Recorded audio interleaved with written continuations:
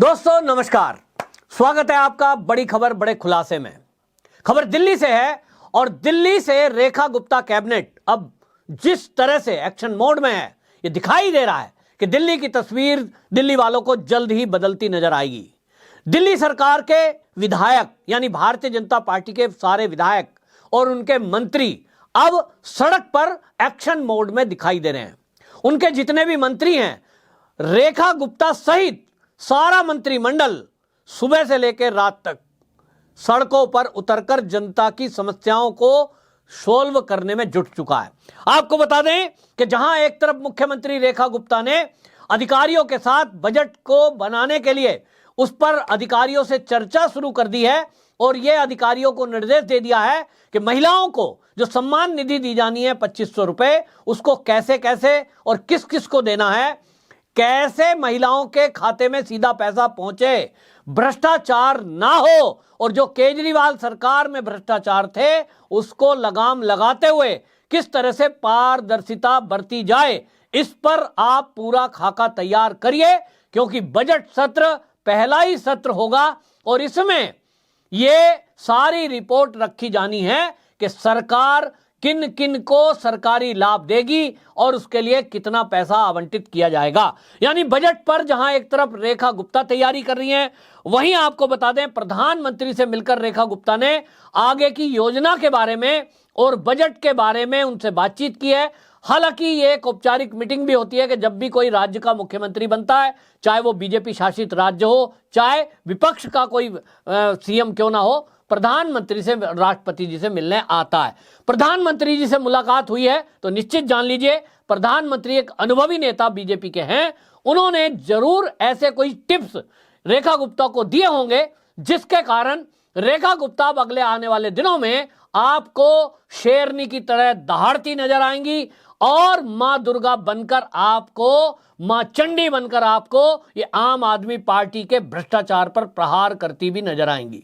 हमारे देश में भ्रष्टाचार एक राक्षस की तरह है और मोदी जी का चुनाव जो हुआ है, उन्होंने मां दुर्गा, मां चंडी का रूप, ये जो रेखा गुप्ता को चुना है, इसका परिणाम आपको आगे आने वाले कुछ दिनों में दिखाई देगा।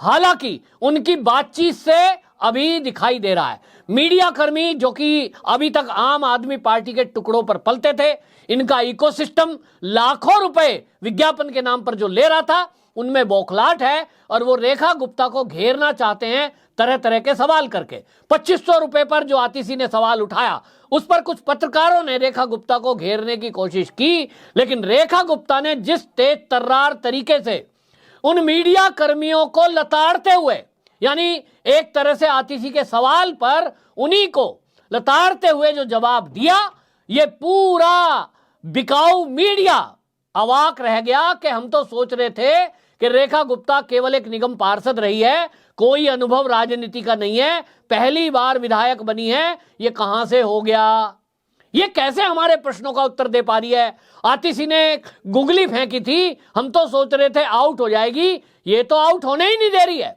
ऐसा छक्का मारा है कि सारे छक्के देखते रह गए।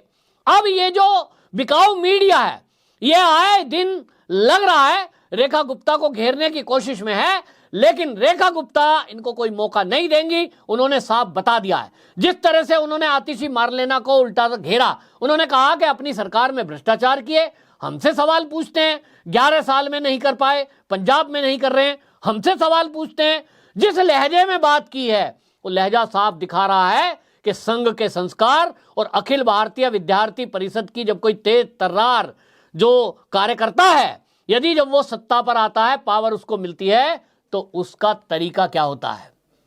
अखिल भारतीय विद्यार्थी परिषद के मजे हुए नेता, छात्र नेता, जब वो छात्र राजनीति करते थे तब से लेके अब तक उनका जो लंबा कार्यकाल रहा है, उसके कारण उनको बोलने का तरीका, लोगों को टैकल करने का तरीका और पॉलिटिक्स तो कोई उनको सिखाए ना, क्योंकि कॉलेज की पॉलिटिक्स से बढ़कर कहीं कोई कॉलेज पॉलिटिक्स होती नहीं है।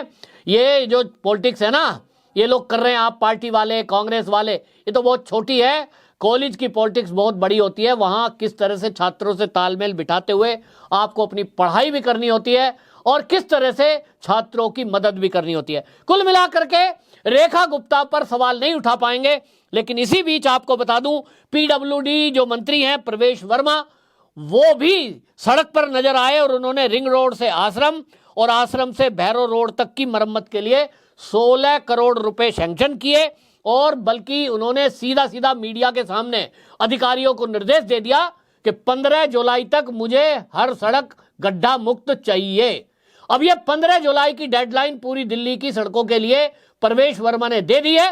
प्रवेश वर्मा, ये जो गोदी मीडिया जिसको बोलते हैं, असल में ये आम आदमी पार्टी और कांग्रेस के इकोसिस्टम के द्वारा दिया गया शब्द है।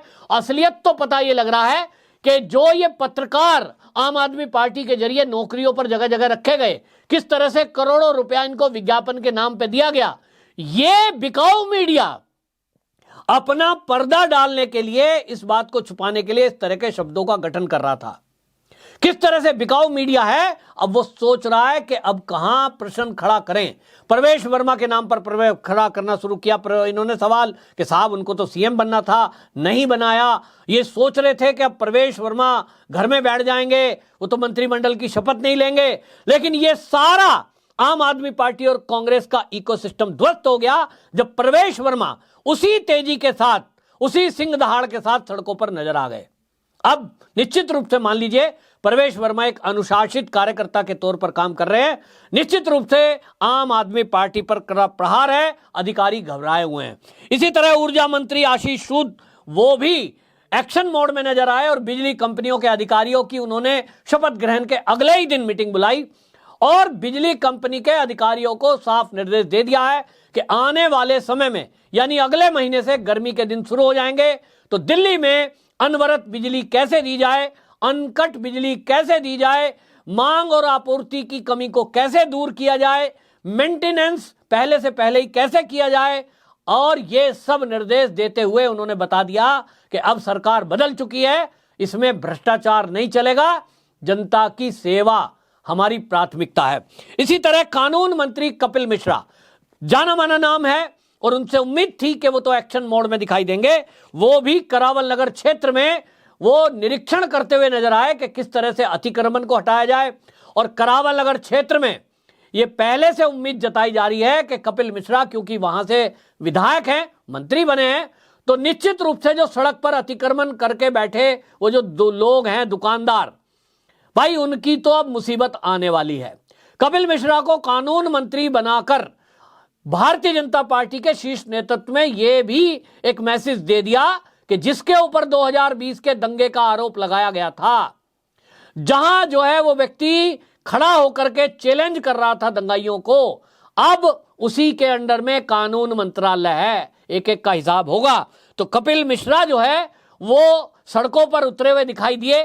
अतिक्रमण के बारे में अधिकारियों को उन्होंने निर्देश दिया है। अब लग रहा है कि जल्द ही करावल नगर क्षेत्र की जनता को जाम से मुक्ति मिलेगी, जो मार्केट में जाम लगा रहता है। अवैध अतिक्रमण, उससे छुटकारा करावल नगर ही नहीं पूरी दिल्ली के लोगों को मिलेगा। और इस वीडियो में मैं एक और बात बता दूं, कपिल मिश्रा का नाम जैसे ही घोषित हुआ है, सीमापुरी क्षेत्र में मैंने खुद देखा है। सीमापुरी में आप डीटीसी बस डिपो के पास जाइए, वहां रिंग रोड के ऊपर बहुत सारे कबाड़ी टाइप के लोग, और वो क्या कर रहे हैं कि अपना पुराना सामान, सोफा, फ्रिज, वॉशिंग मशीन, सड़क पर उन्होंने अतिक्रमण कर रखा था और आधी सड़क को घेर कर वहां मार्केट लगाई हुई थी अवैध रूप से। जैसे ही कपिल मिश्रा का नाम उन्होंने सुना कि कपिल मिश्रा को मंत्री बना दिया गया है, अब उन्होंने खुद ही अपने आप वो दुकानें हटाना शुरू कर दी हैं। उनको सड़क से हटाकर अब सड़क के पीछे कर दिया। रिंग रोड पर अब जाम नहीं लगता। सीमापुरी में जो रोज वहां बसें निकलती थी रेंग रेंग कर, वो अब उन्होंने पहले ही हटाना शुरू कर दिया। पता लग गया है कि भाई कपिल मिश्रा का जब प्रचार हो रहा था, मैंने वो वीडियो आपको भेजा था, बनाया था वीडियो में, कि किस तरह से लोग बुलडोजर लेके आ गए थे। तो भाई कपिल मिश्रा का बुलडोजर चलना तय है। इसी तरह स्वास्थ्य मंत्री पंकज सिंह, उन्होंने बाकायदा हॉस्पिटलों का निरीक्षण किया और आयुष्मान योजना लागू करने के लिए उन्होंने कहा कि हम प्रतिबद्ध हैं और हम इसको तत्काल प्रभाव से लागू करेंगे। लाभार्थियों को कैसे ये कार्ड जल्दी से जल्दी मिले। 10 लाख का बीमा 70 साल से ऊपर की आयु के लिए, और जो 70 साल की आयु तक है उनको 5 लाख का निःशुल्क बीमा मिले। जिस तरह का भ्रष्टाचार पिछली सरकार में चला, उन सब में मोहल्ला क्लिनिक की जांच, वो भी 1 सप्ताह का टाइम देते हुए उन्होंने अधिकारियों को निर्देश दिया है।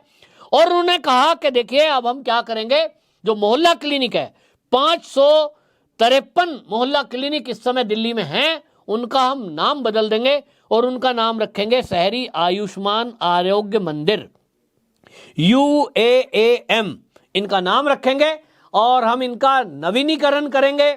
इसमें अभी तक खांसी जुकाम की दवाई मिलती है, हम प्रयास करेंगे कि इसमें व्यक्ति को अच्छी से अच्छी दवाइयां मिल सके, कुछ जांच भी इसमें हो सके ताकि हॉस्पिटलों की भीड़ घटे। ये घोषणा है और इसके कारण सारे मंत्री विधायक, रवि नेगी को मैंने देखा है खुद, वो अपनी विधानसभा क्षेत्र में अधिकारियों को निर्देश दे रहे थे।